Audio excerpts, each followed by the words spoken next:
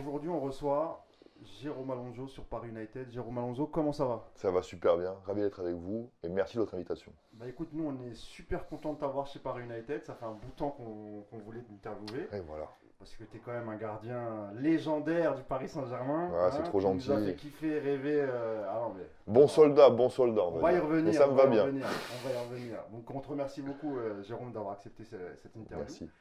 Donc moi, je voudrais revenir avec toi sur ton arrivée au Paris Eh Saint-Germain. oui, Hein, tu débarques en 2001, hein, donc tu viens de Saint-Étienne. Et je exact. crois que Casagrande fait le chemin inverse. C'est tout à C'est fait bien ça. exact. T'as bien travaillé. Voilà. Ouais. Et donc tu arrives sous les ordres de Luis Fernandez. C'est Louis, ouais, ouais. Dis-nous tout. En fait, pour tout vous dire, mon papa mon papa, non. Pierre Alonso. Pierre Mon Alonso. papa, Pierre, ouais, est adjoint de Louis depuis des années, mais il est adjoint de Louis donc la saison 2000-2001. Mon papa est fatigué déjà un peu du milieu, il a connu des trucs très différents et pour tout vous dire, il songe à arrêter. Et quand Louis m'appelle pour me dire viens au PSG et Casagrande va partir à Saint-Étienne, et moi je lui dis tout de suite, ma première réflexion c'est mais Louis, avec mon père dans le staff, c'est chaud quand même. Je l'ai vécu gamin, c'est dur d'avoir le papa, tu vois. On parlera aux enfants de Claude Puel. Ouais, ouais, c'est dur. Et j'ai pas envie de le refaire, et même lui, et puis même la presse, le PSG, c'est. Et, euh, et de ce que je. Enfin, mon père me dit un peu, voilà, moi, si tu viens, j'arrête, en gros. Voilà. En gros, le deal, c'est ça. Un Alonso va remplacer l'autre, quoi. Et donc, effectivement, je reçois l'appel de Luis Fernandez un soir à minuit à Saint-Etienne, chez moi. Je décroche, je me dis, oh, c'est Louis. Louis. Bah, c'est Louis Fernandez. Je dis, oh putain, Louis. Il me dit, bon, tu viens demain le TGV à 10h. C'est Louis comme il est. Je dis, attends, calme-toi. Calme-toi, qu'est-ce qui se passe? Et puis nous, Saint-Étienne, on venait de descendre en Ligue 2 à cause des faux passeports. C'était cette année-là, vous vous rappelez? Et puis, je me dis, bon, j'étais titulaire, je vais repartir au PSG, je vais pas jouer. Devant moi, il y avait Lionel, on en reparlera, mais à l'époque, Lionel Letizy qui est en pleine bourre, qui est en équipe de France. Je me dis là, vraiment, je pars doublure, quoi. Je baisse mon salaire de beaucoup, Tu peux beaucoup. rappeler à quel âge tu arrives au Paris Saint-Germain en 2001? 2000-2001, j'ai 27 ans, quoi. Ok, dans la force Donc de normalement, je l'âge. suis là où je dois pas être doublure à ce moment-là. Exactement. C'est un vrai choix de, tu vois. J'ai des offres à droite à gauche, beaucoup en Ligue 2, parce que j'étais un peu le porte-bonheur de la Ligue 2. J'avais fait 3 montées déjà en 4 ans avec Nice, avec Marseille et avec Saint-Étienne. Et là, il y a un vrai choix de vie à faire. Et je consulte ma compagne de l'époque, qui est marseillaise. Ah, Et, gros dilemme. et là, je dis waouh. Et puis je dis quand même, putain, ça a de la gueule. Si j'enchaîne quand même Nice, bon, j'enchaîne Marseille, j'enchaîne Saint-Étienne, j'enchaîne PSG. Putain, c'est chaud, mec, quand même, tu Que des vois. clubs historiques. Ouais, je me dis, et puis le parc, vous savez, moi j'ai une histoire avec le parc, avec le PSG. Quand j'étais tout petit, mon papa a créé le centre de formation du PSG. Donc j'ai des photos, moi, avec Daleb, avec Alves, avec Bianchi. Donc les gens ne savent pas tout ça. Je ne me suis jamais servi quand je jouais. Je ne veux pas être populiste, tu vois. Mais j'ai une vraie histoire avec le PSG. Et moi, j'aime pas le club depuis qu'il y a Zlatan, hein. J'aime le club depuis qu'il y a Daleb, hein. C'est pas pareil. Bon, bref, on y reviendra aussi. Et donc, je me dis, allez, putain, qu'est-ce qu'on fait? Louis me dit, je te jure que tu joueras les coupes, machin. Et puis il y a Lionel, et mon ami Ton d'enfance. ami. Et je me dis, putain, bah allez, vas-y. Et puis je prends ce TGV le lendemain et je vais dans les bureaux et je signe, et je signe 4 ans avec un tout petit salaire à l'époque, je me rappelle très bien. Louis me dit, je viens de prendre Ronaldinho, j'ai plus un rond. Je dis, ouais, putain, ça tombe sur moi. Et ben, il dit, il me paiera des coups à boire, c'est pas grave. Ouais. Et puis voilà, puis je signe 4 ans, et puis j'arrive au camp des loges. Et donc Jean-Louis Gasset remplace mon papa en plus. Et Donc donc c'est tu arrives aussi en une. 2001 et Ouais. la première année, donc Lionel Letizy est titulaire, hein. Quand toi tu Bien arrives, il est sûr. titulaire. Oui, Toi, je oui. crois que tu fais 6 matchs la première année. Je fais 6 matchs, mais il y a un truc important qui se passe, c'est mon premier classico.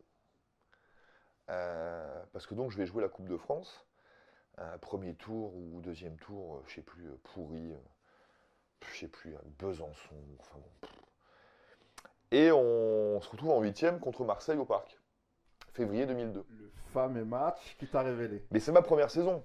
Alors, je fais des bons premiers tours. C'est anonyme parce que, évidemment, personne ne s'en rappelle. Mais là, on parle de l'OM. Mais de la en rivalité Coupe avec de le la PSG. Ligue, je fais 2-3 très bons matchs, notamment un à 3, où je fais un super match. Je fais un match à Besançon, où je fais un super match aussi. Personne ne le sait, mais je suis bien. Et je suis bien dans mes gants et tout va bien. Mais je joue ce PSG-OM avec C'est la huitième de finale. au Parc des Princes. avec ma gonzesse, qui est marseillaise aussi. Je vous rappelle quand même, elle est toujours là à ce moment-là. Hein. Donc elle vient au parc avec le maillot de Marseille. Non, elle est même pas au parc pour tout vous dire. Elle veut pas voir ça. Okay. Et ce match, voilà, qui reste encore aujourd'hui peut-être mon meilleur souvenir au PSG. Le scénario est un peu, il est particulier le scénario du match. Il est particulier parce que ce match-là peut tout déclencher à l'inverse. Pour ceux qui ne s'en rappellent pas, il y a 0-0 à la mi-temps. Il y a 0-0 à la mi-temps. Mais à la, Van Boyken, à la 44e minute, il y a un long dégagement de Rougneux. Fred, DU et moi, on ne s'entend pas. Il me met une tête alors que moi, je l'attendais au rebond. Et du coup, il y a l'attaquant qui part et je le fauche dans la surface. Penalty. Déjà, je prends pas rouge, c'est un miracle. Non, mais il faut bien se rendre compte. Allez revoir l'action. Il est tout seul, Alfonso. Attention. Oh, ça c'est dangereux. Oh, ça c'est dangereux. Et penalty. Penalty. Ouais, penalty. Oh, quelle erreur. Quelle erreur et que c'est dangereux. Déjà, je prends pas rouge, c'est un miracle. Si je prends rouge là. Télescopage avec DU, hein, c'est ça. Et puis il y a l'attaquant qui arrive en même temps. Ouais, enfin, c'est une action pourrie, mais je fais faute. C'est un peu l'action avec Thiago Silva et Gigi Buffon contre Naples. C'est un peu. C'est plus pour moi là. Ouais. Si je suis très honnête. C'est plus pour moi. Je ne considère pas pour Gigi l'action. C'est plus Thiago qui se déchire et Gigi veut sauver le coup après. Au contrario, toi, au parc ce jour-là. Là, je la prends pour moi. D'accord. Mais déjà, je peux prendre rouge. Et là, c'est fini. Enfin, je veux dire, je reste. Là, on est juste avant la mi-temps. Hein. Bah oui, mais je resterai à Alonso qui a pris un rouge en faisant une connerie contre Marseille. Ouais. Va faire le match d'après, tiens. Voilà. Là, il n'y a pas rouge. Et puis, penalty, t'en arrêtes pas tous les jours non plus. Bon. Et là, c'est mon pote qui tire. Enfin, c'est celui qui deviendra mon pote après. Comment il s'appelait le Brésilien qui est venu chez nous après, l'année d'après, putain, un fin, bronzé, beau joueur, élégant, André Luis, merci. André Luis s'avance. Et ce que je sais pas, c'est qu'à ce moment-là, ma vie, elle change. En fait, ma vie entière, elle change à ce moment-là. Et je l'arrête. Un point du règlement à propos du pénalty, vous m'y ferez penser. Et il a pris de l'élan, hein. Oui. Si elle est dedans, ça va être dur, hein. Eh bien, il l'a sorti. Il l'a arrêté. Super Alonso. Super Alonso, eh bien. Super Alonso. Il m'a lui, il regarde là. Elle roule, tu l'arrêtes, elle roule un peu, tu la récupères. Alors non, ça c'est le. Oui, exact. Parce qu'elle passe sous le ventre un peu. C'est ça, ouais. Et en fait, il pose le ballon, il regarde là. Je dis, toi, mon pote, tu vas pas me la faire. Et en fait, il ouvre le pied, il la met là. Mais presque, il le tire tellement mal, en fait, qu'elle a failli me passer sous le ventre. Et en fait, je l'arrête, je la prends là. Et elle roule un peu, et je replonge et je la prends. Et l'arbitre siffle. Et là, je suis en folie. C'était côté Auteuil. Donc là, Auteuil est en folie. Donc je me retourne, je fais comme ça. Et là, je me dis, toi, je t'en parle, j'ai encore les frissons. Et là, je me dis, mais putain, mais c'est chez moi. Et là, c'est très dur à expliquer en fait. Tu dis, mais ce qui se passe à cette seconde-là, c'est les moments dans ta vie où tu sens qu'il y a un truc qui change. Tu vois, c'est chaud parce que c'est rarement perceptible pour un gardien. Pour un joueur, tu mets un doublé, tu sais que ça y est, le parc il est à toi et machin. Gardien, c'est plus chaud quand même, tu vois, le moment où tu. Et là, deuxième mi-temps, je fais un match de fou. Et là, bon, après, oui, il y a un partout. Bref. Et là, mais les pénaltys, je sais qu'on va gagner. Je ne sais pas quand. Pour revenir sur le match, donc on revient après en deuxième mi-temps. Il y a un but de Van Boyten qui est 67e, 70e. Ouais.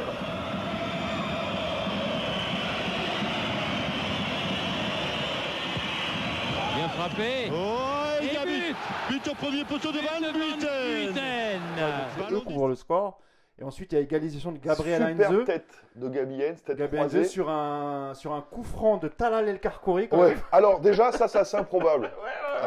Il le tire super bien. Je suis pas sûr qu'il ait voulu la mettre là. Talal, on t'aime mon frère. Ah, Talal. Mais à Talal, il met une espèce de coup de botte au second poteau. Poteau, Et t'as Gabi Hens qui passe devant tout le monde. avec Et une bam rage, Et tête croisée, boum, un partout. Donc c'est bon, j'ai dit souvent merci à Gabi parce que s'il n'y a pas ce but-là, ben, il n'y a jamais les pénaltys. Dernière minute de ce match.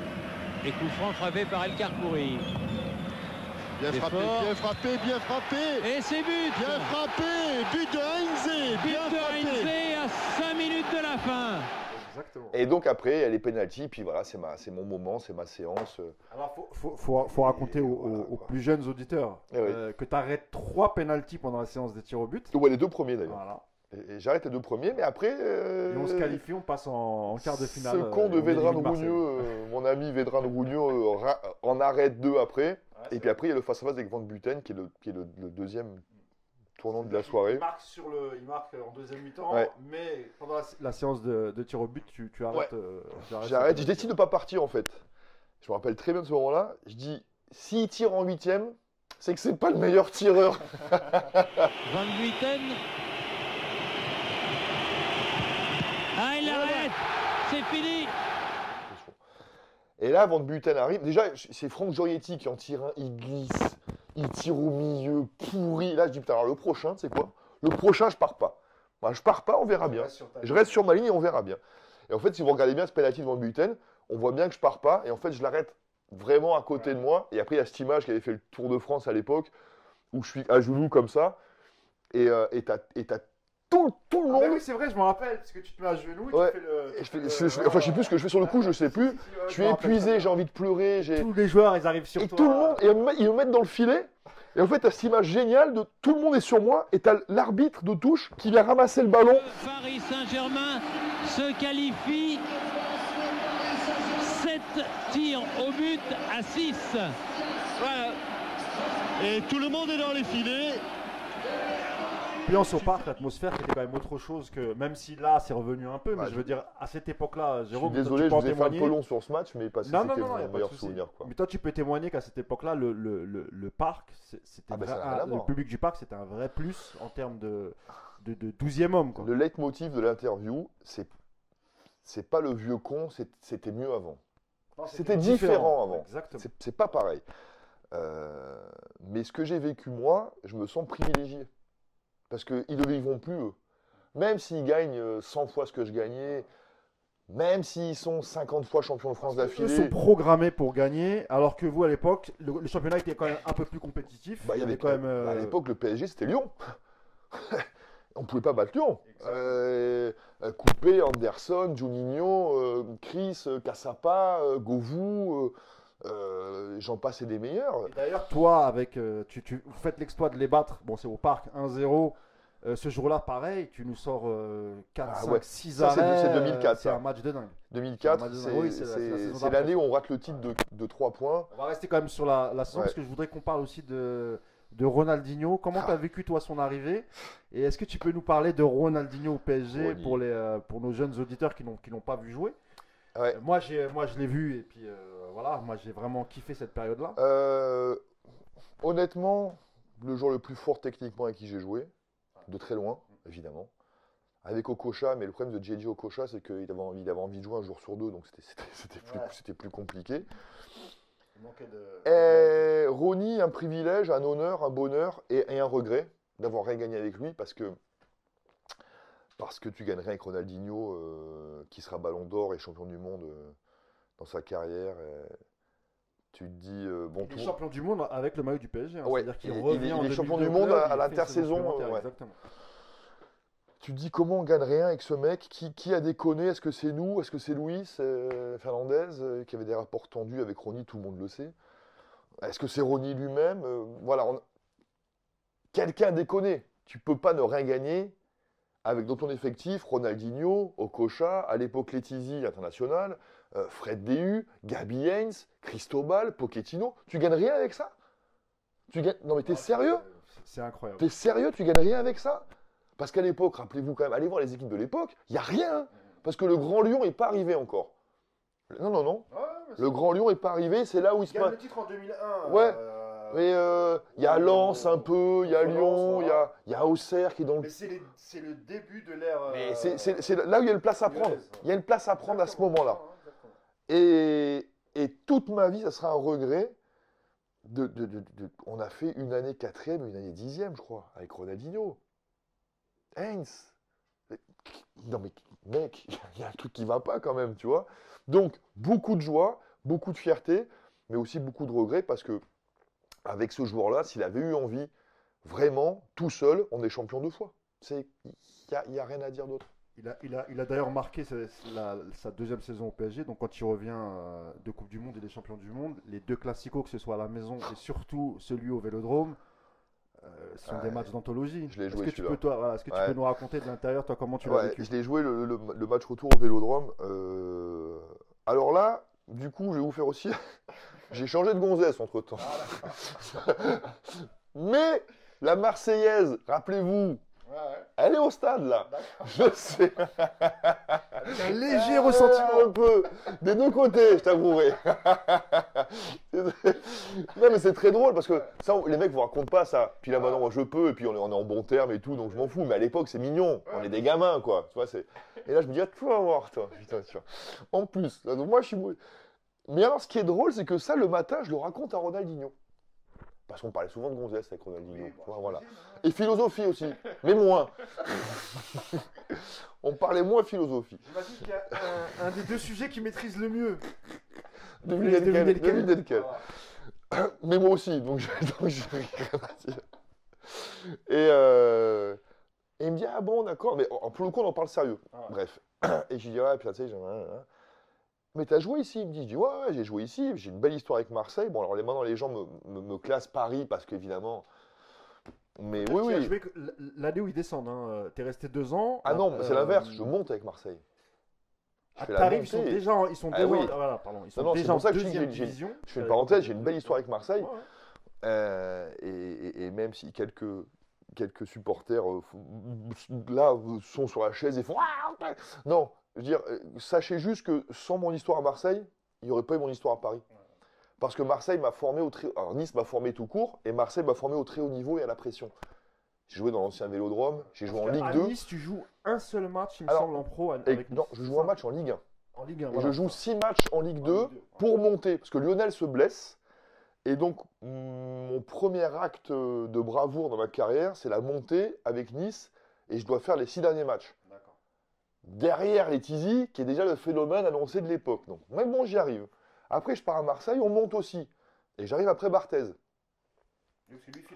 Pas de pression du tout, tu vois. C'est-à-dire que tu passes de Barthez à Alonso, que personne ne connaît à l'époque, tu vois. Donc, c'était chaud. Donc, voilà, parenthèse. Marseille est un club important dans ta progression, dans ta carrière de joueur. Est un club obligatoire dans mon histoire. Je ne peux pas le nier, d'accord. Voilà. Parenthèse, je tenais à le dire. Donc, ce classico est important. Et je raconte tout ça à Ronny. Et il me dit, putain, mais c'est chouette, on était sur le Vieux-Port. Il me dit, putain, mais c'est chouette ici. Il faisait super beau, j'en rappelle toute ma vie. Et je vous jure, il me fait, eh ben, tu sais quoi? Je vais te faire gagner ce soir. Et il me dit comme ça. Et je dis, vas-y, clochard. Qu'est-ce que tu fais? Parce qu'on se parlait comme ça, tu vois. J'ai dit, vas-y, qu'est-ce que tu fais? Est-ce que tu penses pas que ça lui a rappelé un peu le pays, tu vois? Et il me dit, écoute, t'es mon ami, je suis bien, il fait beau. À l'aller, on leur a fait la misère. Puis, écoute, ce soir, je vais nous faire gagner. Et je vais te faire gagner ce soir, parce que ça te fait plaisir. Je dis, ouais, vas-y, moi je vais faire ma sieste, machin, truc. Et le soir, rappelez-vous, quoi. Le mec a décidé. C'est ça. Et en fin de compte, t'es content et t'as les boules. Parce que tu dis, s'il décide sur ne serait-ce que 30 matchs sur 38, mais on est champion avec 10 points d'avance. Et juste pour revenir à ce match-là, on parle beaucoup de Ronaldinho. Regardez-le match de Jérôme Leroy aussi.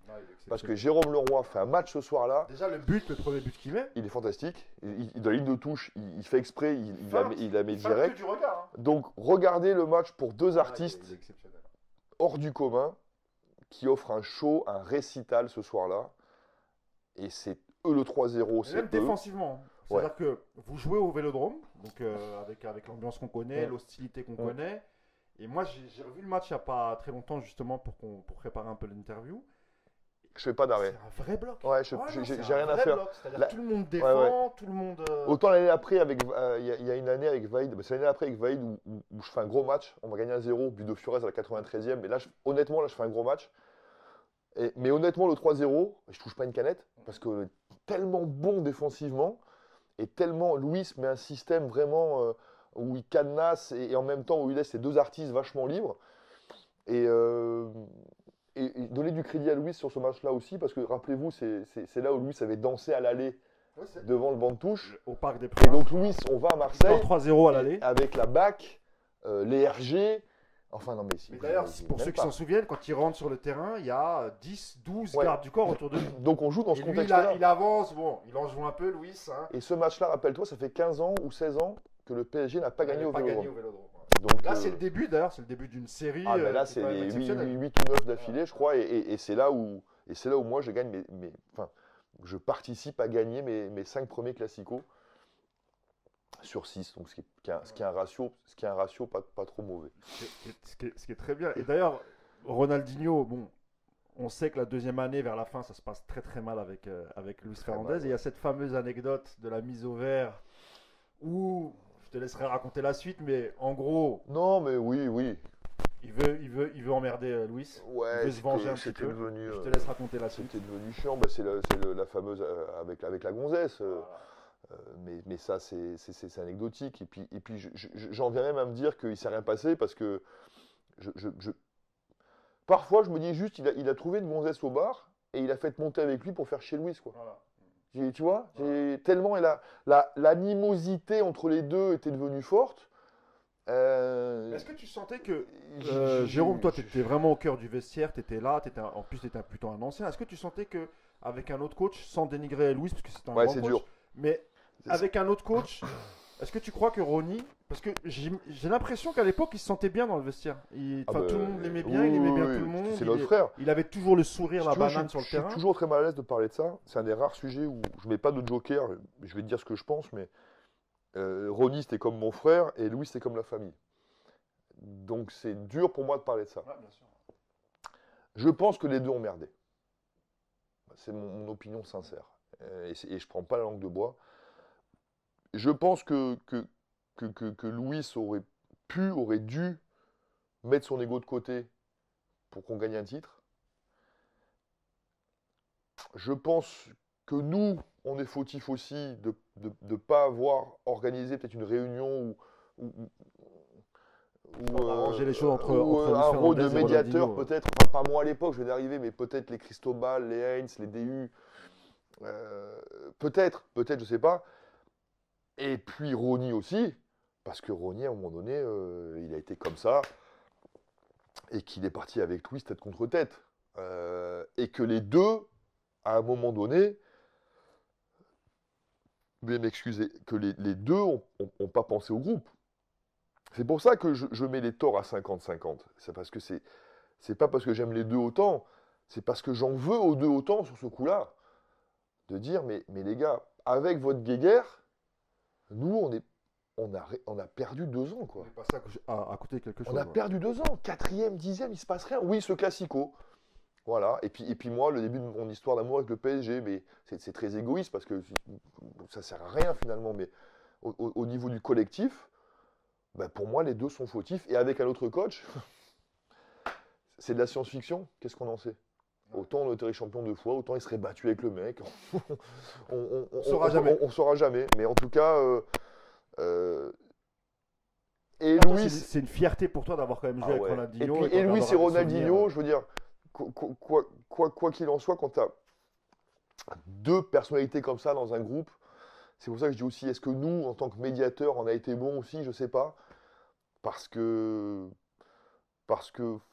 j'aime pas ce mot, mais ça, rien gagner avec ces 2 mecs-là, c'est vraiment un gâchis. Ça, j'imagine. Donc là, on va aborder la saison suivante. Donc Ronaldinho quitte le Paris Saint-Germain. Luis Fernandez aussi, parce que comme tu dis, on finit.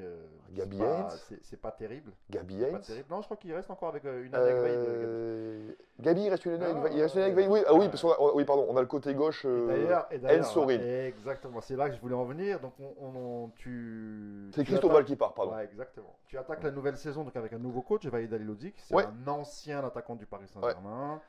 Donc, mais avec un sacré tempérament quand même, qui a déjà une réputation, Déjà, ouais. Vaïd. Mm. Mais ce que je remarque aussi, c'est, pardonne-moi l'expression, tu joues dans une putain d'équipe. Ouais. C'est un putain d'effectif. C'est une putain d'équipe et c'est l'équipe qui me ressemble en fait. Et après, l'histoire va nous montrer que j'ai raison. C'est les guerriers au bon sens du terme. Exactement. C'est d'ailleurs ce qui manque un peu Bah, aujourd'hui. tu me l'enlèves, voilà.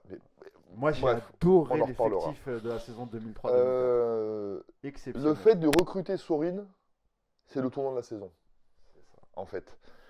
Ce mec-là est incroyable. J'ai jamais vu ça.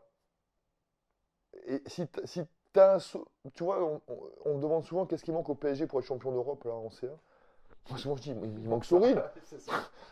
Il manque Sorin. Tu le mets n'importe où, il manque Sorin. Enfin, Exactement. alors, et idéalement deux même, mais au moins un Sorin. Bref, mais nous on l'a eu cette année-là. Et en fait, peu de gens savent, c'est que Sorin, tu regardes ses stats, il a perdu 0 match cette année-là. Ouais, il a invaincu Ouais. avec le Paris Saint-Germain, bien sûr. Bon, on n'a pas perdu beaucoup, cela dit. Mais Ouais, ouais. on n'a pas perdu beaucoup cette année-là. Mais Juan Pablo Sorin est un joueur du PSG qui est invaincu. Voilà, puisqu'on gagne la Coupe de France On rappelle après. qu'il fait aussi. qu'une seule saison parce qu'il est prêté, cette année-là. Il est- Ouais, il est ouais, prêté. Ouais, il fait qu'une saison, mais après, est-ce qu'on a fait ce qu'il fallait aussi Bref, c'est un autre. Pour le garder après. Ça, c'est autre chose parce c'est que autre chose. moi, je me rappelle qu'à l'époque, lui, il se sentait bien. Bah, Ouais, lui, ouais. il avait son compatriote, il avait Ouais. deux de ses compatriotes. Il y avait Pochettino et Gabi Heinze. Il était adoré du public et ça, il l'avait bien Ouais. senti. Mais est-ce que Pochettino n'est pas parti là? Parce que ma charnière, c'est Pierre Fanfan DU. 2003-2004. Ouais. Ah, c'est l'année où il va à Bordeaux. Ah, il Ouais. fait 2 ans. Lui. Ouais. Ouais, c'est possible. Ouais. Donc il reste que, Ah oui, Gabi parce que Heinze ma comme charnière, Argentin, c'est Pierre Fanfan DU. Cristopal, il part l'année d'avant. Ouais. Pochettino, oui, t'as raison. Pardon. Ouais, tu as Non, raison. je t'en prie. Mais il est bien quand même. Il est bien La quand même. Sorin, il est top. Et donc voilà, j'ai cet effectif, Fred DU, Fiorez, mais les anciens, Bernard Mendy, Doudou Cissé. Enfin voilà, il y a des anciens, il y a moi qui commence à prendre confiance dans ce groupe qui T'as Paoletta qui qui arrive prend aussi. ma place, il y a Paoletta qui cette arrive. année, ouais. Oui, bah, on va en On va parler revenir après, sur mais Pedro. évidemment Pedro qui arrive. Donc ouais, après Vaïd, on ne sait pas quoi, c'est l'inconnu. Moi je sais que ça va me ressembler parce que je suis fils d'entraîneur et donc l'exigence je connais, la discipline je connais, et même si j'aime bien la vie, les retards en 17 ans de carrière que j'ai eu comptés sur les doigts d'une main. Mais donc je sais que moi ça va le faire. Après je me dis, est-ce que ça va le faire avec tout le monde? Parce que être coaché par Vaïd, c'est chaud quand même. Tu vois, il faut avoir tout. Il faut avoir tout partout. Et donc la saison commence, et commence pas si bien que ça d'ailleurs. La saison commence pas si bien que ça. On commence par 0-0 au parc contre Bastia. Après, on va perdre à Montpellier, on va perdre je sais plus où. Enfin, ça se passe pas bien. Ça prend un peu de temps pour que Vaïd Ouais. pose un Et peu puis moi, son- honnêtement, je fais pas un bon début de saison. Enfin, je fais un bon match contre Bastia. Et puis après, je fais pas. Parce que Lionel est blessé au début de saison. Oui, c'est ce que j'allais dire. Donc je fais les 4-5 premiers matchs. Ensuite, Letizy revient. Ah, il revient parce que je suis Voilà. pas dedans. Je suis pas dedans. Mais lui non plus, apparemment. Ah oui, non, il se reblesse. Il se reblesse. Je vais vous dire un truc.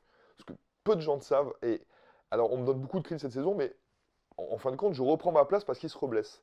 Le matin, le soir du match PSG-Auxerre, donc ça doit être fin de l'été, peut-être, ou début septembre, je sais plus. Et la veille, on s'en est au parc. Et ce dernier dégagement, il fait un drop. Et il se claque. Et mon papa vient au match le lendemain. Il venait très rarement. Et mon père vient au match. Mon père ne supporte plus la pression. C'est-à-dire que quand je joue, mon père il part au ciné. Tu vois, je te jure, c'est vrai. Il peut pas. Il dit que... Non, même, il connaît pas. Je vous jure que c'est vrai. Mon papa, il y a un match de basket, mais entre Orthez et Chalon, il connaît personne. S'il y a 80-80, il est à la télé. Il peut pas regarder.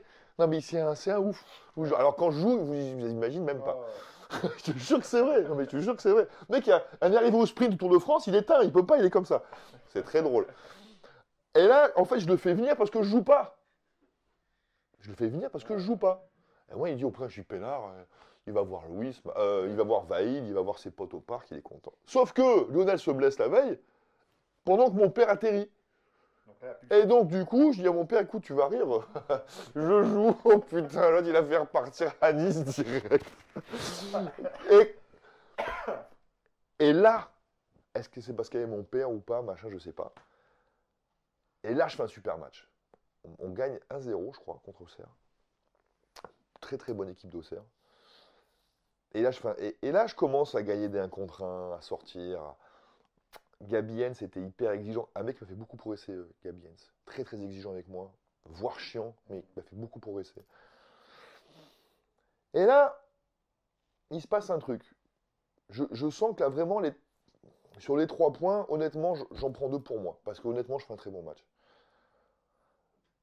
Et puis la machine se met en route, en fait. Les médias, les joueurs, tout le monde a le regard qui change un peu. Ok, c'était le mec marrant, Alonso, qui arrêtait les pénaltys, bon camarade, machin. Ok, ça peut peut-être devenir autre chose. Ouais, puis là, j'imagine que toi, tu commences Et moi, dans un coin de ta tête à penser peut-être à l'équipe de France. Alors honnêtement, à ce moment-là, pas du tout. Mais je rentre dans le costume, et le costume n'est pas trop grand pour moi. Il me va très bien. Et puis en plus, j'ai pas trahi Lionel, puisqu'il s'est blessé. Bien sûr. Donc moi, dans ma tête, je suis très tranquille par rapport à ça. Et puis on commence la machine, on gagne beaucoup de matchs 1-0, rappelez-vous. Souvent le même schéma, Pedro marque un vieux pointu, machin, truc.